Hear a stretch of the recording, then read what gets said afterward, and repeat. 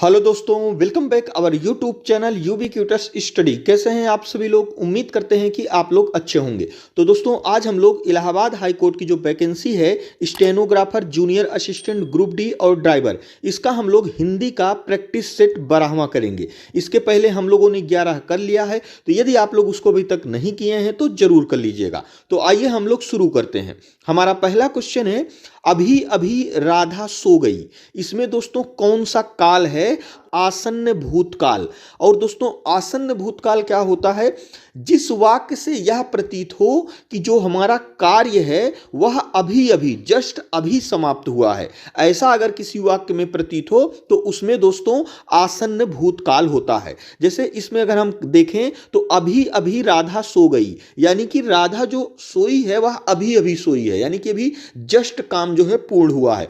तो इसमें दोस्तों एक चीज और आप लोग ध्यान दीजिएगा, जो हमारा आसन्न भूतकाल होता है उसमें दोस्तों पूर्ण वर्तमान काल भी होता है। यानी कि पूर्ण वर्तमान काल की भी परिभाषा यही होती है कि जिस वाक्य से यह प्रतीत हो कि कार्य अभी अभी पूर्ण हुआ है तो उसमें जो है पूर्ण वर्तमान काल भी होता है। आपके जब एग्जाम में क्वेश्चन पूछा जाएगा तो ये दो जो ऑप्शन है, इन दोनों ऑप्शन में से एक ही देगा। दोनों ऑप्शन जो है अगर दे देगा तो आपका जो क्वेश्चन है वह गलत हो जाएगा। हमारा अगला क्वेश्चन है, सूक्ति का सही संधि विच्छेद क्या होगा? तो दोस्तों सूक्ति का सही संधि विच्छेद हो जाएगा ऑप्शन सी, सुधन उक्ति। इसमें दोस्तों उ प्लस उ मिलके बड़ा उ हो रहा है सूक्ति, यानी कि इसमें कौन सा स्वर होगा? तो इसमें दोस्तों दीर्घ स्वर संधि हो जाएगा। क्या हो जाएगा? दीर्घ स्वर संधि। से के द्वारा किस कारक का परसर्ग है? तो दोस्तों से और के द्वारा यह दोनों जो परसर्ग है यानी कि जो विभक्ति है यह करण कारक की है। ठीक है, करण कारक की। दोस्तों इसमें जो है के द्वारा भी है। ठीक है, के द्वारा भी है, इससे दोस्तों यह कंफर्म होता है यह करण कारक है। चूंकि दोस्तों जो से विभक्ति है यह करण कारक की भी यही है और अपादान कारक की भी यही। अंतर कैसे स्पष्ट होगा इन दोनों का?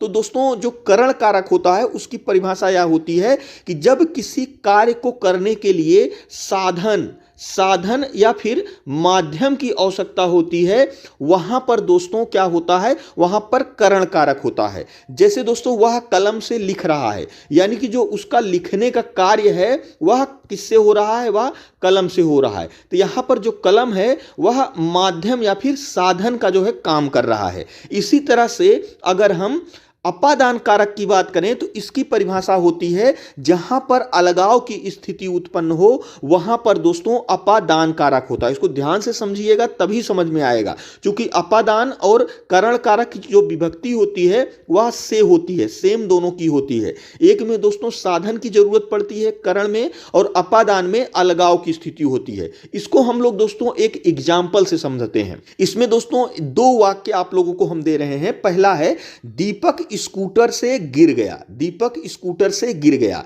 इसमें दोस्तों अपादान कारक है। और दीपक स्कूटर से स्कूल गया, इसमें दोस्तों करण कारक है। इसमें जो है करण कारक है, इसमें जो है अपादान कारक है, अपादान कारक है। तो हम लोग इसको कैसे अंतर जो है दोनों में करेंगे? तो इसमें दोस्तों अगर हम देखें पहला वाला वाक्य, दीपक स्कूटर से गिर गया, इसमें दीपक और स्कूटर में जो अलगाव की स्थिति उत्पन्न हो रही है, यानी कि जो दीपक है वह स्कूटर से गिरेगा तो स्कूटर से अलग होगा, तो उसमें दोस्तों अपादान कारक होगा। दूसरा वाक्य अगर देखें, दीपक स्कूटर से स्कूल गया, इसमें दोस्तों जो दीपक है वह स्कूल कैसे गया? स्कूटर से गया। यहां जो स्कूटर है वह जो है एक माध्यम की जो है काम कर रहा है, साधन की काम कर रहा है। तो ये दोस्तों आप लोग याद रखिएगा।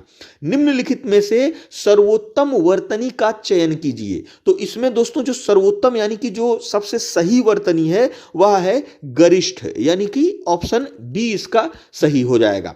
अपने सहारे पर रहने वाला, तो जो अपने सहारे पर रहता है वह स्वावलंबी होता है, यानी कि ऑप्शन ए इसका सही हो जाएगा। निम्नलिखित शब्दों में से स्त्रीलिंग शब्द का चयन कीजिए। तो इसमें दोस्तों जो स्त्रीलिंग है क्या है? स्त्रीलिंग की पहचान करने के लिए दोस्तों सभी जितने भी शब्द दिए गए हैं आप लोग उसका जो है वाक्य प्रयोग कर लिया करिए। इससे आपको जो है पता चल जाएगा कि इसमें स्त्रीलिंग है कि पुल्लिंग है। जैसे अगर हम स्थापना की बात करें तो इसमें हम लोग कहेंगे एक जो है विद्यालय की स्थापना की गई। यहां क्या हो गया? की गई, यानी कि जो स्त्रीलिंग है वह स्थापना में आएगा, यानी कि इसका सही उत्तर ऑप्शन ए हो जाएगा।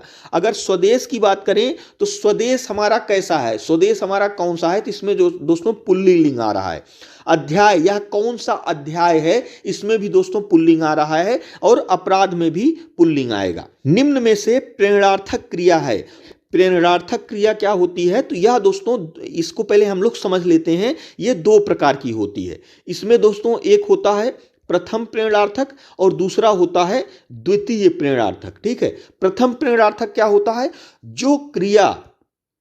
जो क्रिया सामने वाले व्यक्ति से, जो क्रिया सामने वाली व्यक्ति से कार्य कराती है वहां पर प्रथम प्रेरणार्थक होता है। और प्रथम प्रेरणार्थक में दोस्तों जो क्रिया है उसमें लाना प्रत्यय लगा होगा या फिर आना प्रत्यय लगा होगा। और जो द्वितीय प्रेरणार्थक क्रिया होती है वह क्या होती है? जो क्रिया किसी दूसरे व्यक्ति से कार्य कराए उसमें दोस्तों द्वितीय प्रेरणार्थक होती है। इसकी पहचान के लिए जो क्रिया होती है उसमें वाना लगा रहेगा, वाना प्रत्यय लगा रहेगा। अगर हम दोस्तों इसको एक जो है दो एग्जाम्पल हम लोग लेते हैं। पहला लेते हैं मां खाने में चावल बनाना और दूसरा लेते हैं मां खाने में चावल बनवाना। इसमें दोस्तों अगर हम पहले वाक्य की बात करें तो पहला वाक्य है मां खाने में चावल बनाना। तो इसमें जो बनाना क्रिया है, इसमें आप लोग ध्यान से देखिए कि इसमें जो मां है वह चावल स्वयं बनाएगी। ठीक है, वह जो है चावल स्वयं बनाएगी। पहला क्या था? पहला प्रेरणार्थक क्रिया की परिभाषा क्या थी? जो क्रिया सामने वाले व्यक्ति से कार्य कराए। तो यहां पर जो मां है वह स्वयं कार्य कर रही है, तो इसमें जो है प्रथम प्रेरणार्थक हो जाएगा। और अगर हम द्वितीय वाक्य की बात करें, इसमें दोस्तों जो बनाना है इसमें आना प्रत्यय लगा है। क्या लगा है? आना प्रत्यय लगा है, यानी कि इसमें जो होगा प्रथम प्रेरणार्थक क्रिया होगी। अगर हम दूसरे वाक्य की बात करें तो इसमें है दोस्तों मां खाने में चावल बनवाना। इसमें जो मां है, मां से कहा जा रहा है कि खाने में चावल बनवाना, तो इसमें दोस्तों जो क्रिया आई है वह बनवाना क्रिया आई है। इसका मतलब इसमें द्वितीय प्रेरणार्थक होगा। यह किसी तीसरे से कार्य करवाने की बात की जा रही है, तो इसको जो है आप लोग ध्यान दीजिएगा। उत्पत्ति के आधार पर शब्दों के 4 भेद दिए गए हैं। निम्नलिखित में से कौन सा भेद गलत है? तो दोस्तों शब्द जो है उत्पत्ति के आधार पर यहां दिए गए हैं, तो इसमें जो है 4 हो जाएंगे। तत्सम, तद्भव, विदेशी और एक होता है देशज। जो यौगिक है यह दोस्तों रचना के आधार पर या फिर बनावट के आधार पर अगर शब्द पूछा जाए तो यह 3 प्रकार के होते हैं। कौन? एक होता है रूढ़, एक होता है यौगिक और एक होता है योग रूढ़। क्या होता है? योग रूढ़। तो इसमें जो यौगिक है यह दोस्तों रचना या बनावट के आधार पर है, ना कि उत्पत्ति के आधार पर। तो इसका जो सही उत्तर हो जाएगा वह ऑप्शन बी हो जाएगा। निम्नलिखित में से कौन सा शब्द दीर्घ का तत्सम रूप है? तो दोस्तों दीर्घ का मतलब होता है दृष्टि, यानी कि ये जो है एक तद्भव है। अगर हम तत्सम की बात करें तो वह हो जाएगा दृष्टि, यानी कि ऑप्शन डी इसका सही हो जाएगा।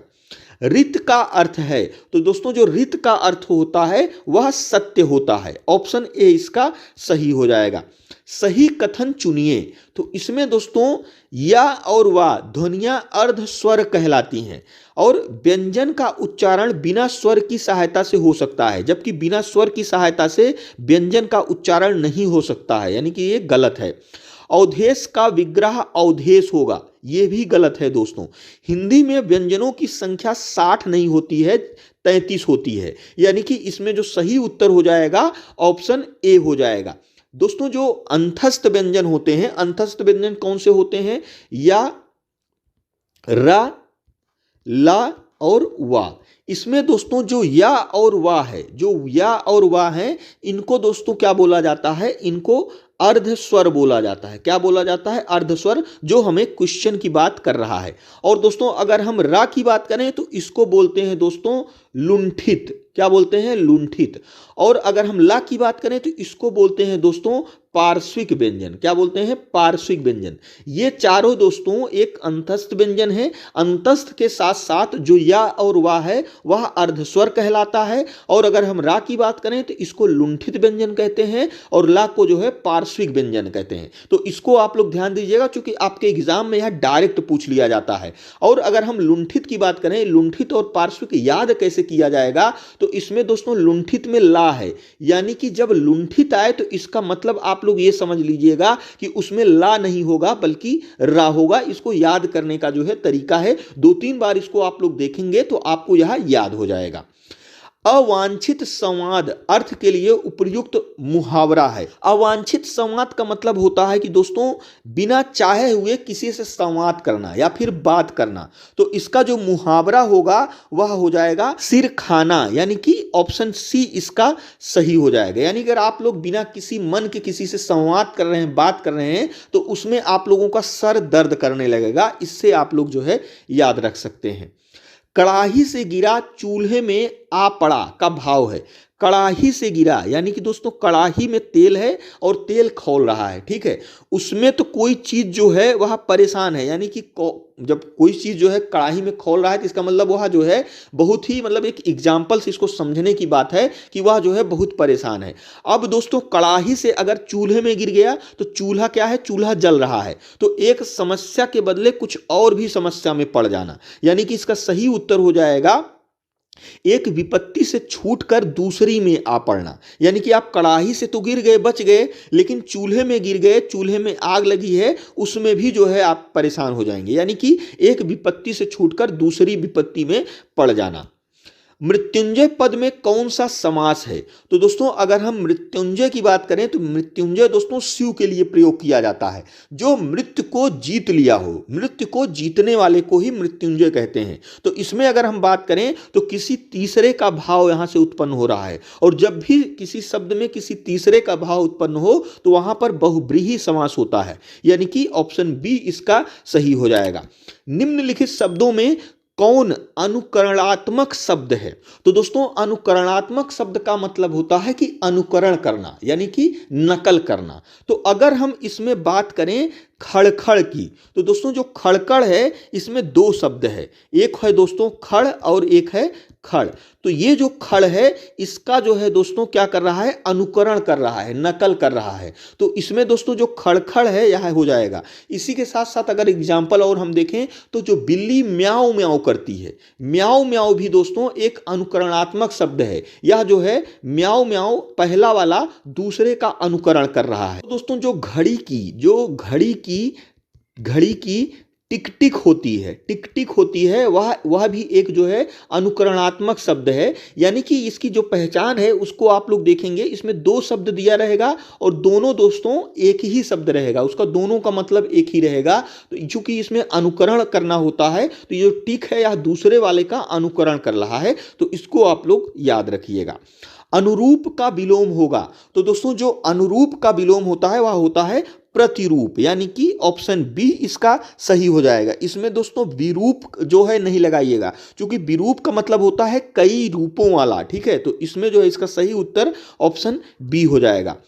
खसखुरा या फिर गुरखाली भाषा है, तो दोस्तों यह एक दोस्तों नेपाली का ही भाग है, जो नेपाली भाषा होती है उसी का एक भाग है, यानी कि ऑप्शन ए इसका सही हो जाएगा।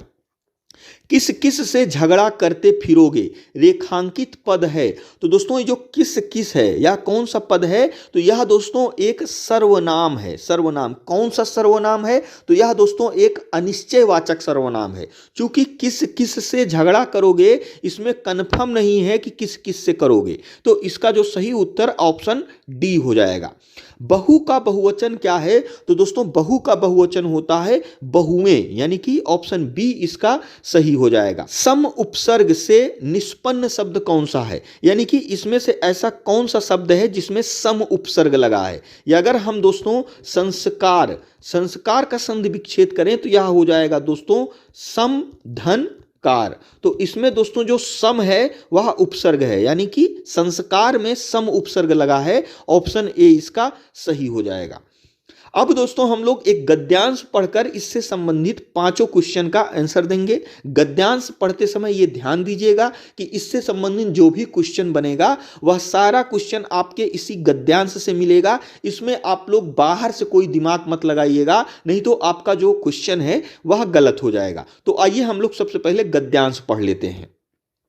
भारतीय दर्शन सिखाता है कि जीवन का एक आशय और लक्ष्य है। आशय की खोज हमारा दायित्व है और अंत में उस लक्ष्य को प्राप्त कर लेना हमारा विशेषाधिकार है। इस प्रकार दर्शन जो कि आशय को उद्घटित करने की कोशिश करता है और जहां तक उसे इसमें सफलता मिलती है वह इस लक्ष्य तक अग्रसर होने की प्रक्रिया है। कुल मिलाकर आखिर यह लक्ष्य क्या है? इस अर्थ में यथार्थ की प्राप्ति वह है जिसमें पा लेना केवल जानना नहीं है बल्कि उसी का अंश हो जाना है। इस उपलब्धि में बाधा क्या है? बाधाएं कई हैं, पर इसमें प्रमुख है अज्ञान। अशिक्षित आत्मा नहीं है, यहाँ तक कि यथार्थ संसार भी नहीं है। यह दर्शन ही है जो उसे शिक्षित करता है और अपनी शिक्षा से उसे उस अज्ञान से मुक्ति दिलाता है जो यथार्थ दर्शन नहीं होने देता। इस प्रकार एक दार्शनिक होना एक बौद्धिक अनुगमन करना नहीं है बल्कि एक शक्तिप्रद अनुशासन पर चलना है, क्योंकि सत्य की खोज में लगे हुए सही दार्शनिक को अपने जीवन को इस प्रकार आचरित करना पड़ता है ताकि उस यथार्थ से एकाकार हो जाए जिसे वह खोज रहा है। वास्तव में यही जीवन का एकमात्र सही मार्ग है और सभी दार्शनिकों को इसका पालन करना होता है। और दार्शनिक ही नहीं बल्कि सभी मनुष्यों को, क्योंकि सभी मनुष्यों के दायित्व और नियति एक ही हैं। तो इससे संबंधित जो पहला क्वेश्चन है वह है उपर्युक्त गद्यांश का संक्षेपण दीजिए। यानी कि दोस्तों ये जो गद्यांश लिखा गया है इसका अगर हम संक्षेप में इसको लिखें, संक्षेप में यानी दोस्तों कम शब्दों में अगर लिखें तो क्या होगा? तो इसमें से दोस्तों वही जो है आंसर हो जाएगा जिसमें दोस्तों कम शब्दों में हो और जो गद्यांश कह रहा है उसका सारा अर्थ उसमें आ जाए। तो इसमें अगर हम डी वाला पढ़ें तो जो डी वाला है इसका दोस्तों जो संक्षेपण होगा वह ऑप्शन डी इसका सही हो जाएगा। अगला है भारतीय दर्शन सिखाता है। तो दोस्तों भारतीय दर्शन जीवन का एक आशय और लक्ष्य सिखाता है। उपर्युक्त गद्यांश का समुचित शीर्षक चुनिए। तो दोस्तों इसका शीर्षक हम लोग कह सकते हैं भारतीय दर्शन और जीवन, यानी कि ऑप्शन सी इसका सही हो जाएगा। गद्यांशानुसार सभी मनुष्यों का क्या एक है? तो इसमें दोस्तों दायित्व और नियति सभी मनुष्यों का एक है, यानी कि इसका सही उत्तर ऑप्शन सी हो जाएगा। उपर्युक्त गद्यांश के आधार पर बताइए कि यथार्थ की प्रमुख बाधा क्या है? तो इसमें दोस्तों प्रमुख बाधा अज्ञान है, यानी कि ऑप्शन ए इसका सही हो जाएगा। तो दोस्तों ये हमारा आज का 25 महत्वपूर्ण क्वेश्चन था। जो हमारा आज का क्वेश्चन है वह है निम्नलिखित में से कौन सा शब्द व्यक्तिवाचक संज्ञा है? इसमें से कौन सा ऑप्शन सही है हमें कमेंट बॉक्स में जरूर बताइएगा। और दोस्तों यदि वीडियो अच्छा लगा हो तो हमारे चैनल को जरूर सब्सक्राइब करिएगा। और दोस्तों वीडियो देखने के लिए आपका बहुत बहुत धन्यवाद।